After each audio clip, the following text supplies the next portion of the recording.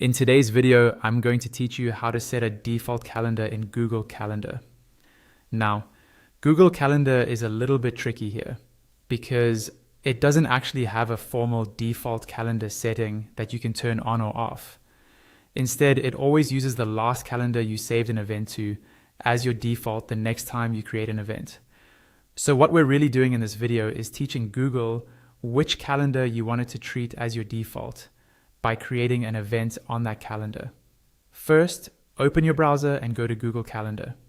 Make sure you're signed into the correct Google account, the one that has the calendar you want to use most often.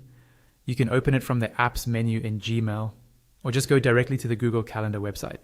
Once your calendar is open, remember this key idea.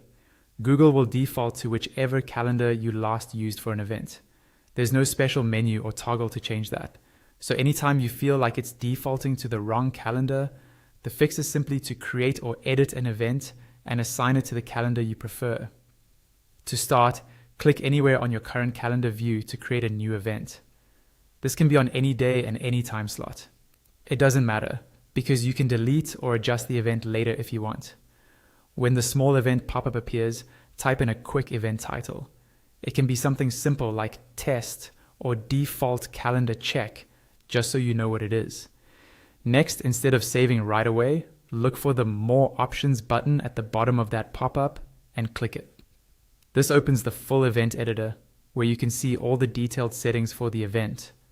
In the full event view, find the drop-down that shows which calendar this event is being added to. It's usually near the middle of the form and will display the current calendar's name and color. Click that drop-down. You'll see a list of all the calendars you have access to, your main calendar, and any additional or shared calendars. From this list, click on the calendar you want Google to treat as your default going forward. Once it's selected, go to the top or bottom of the page and click Save. That's it. Because you just saved an event on that specific calendar, Google Calendar will now use that calendar as the default next time you create a new event.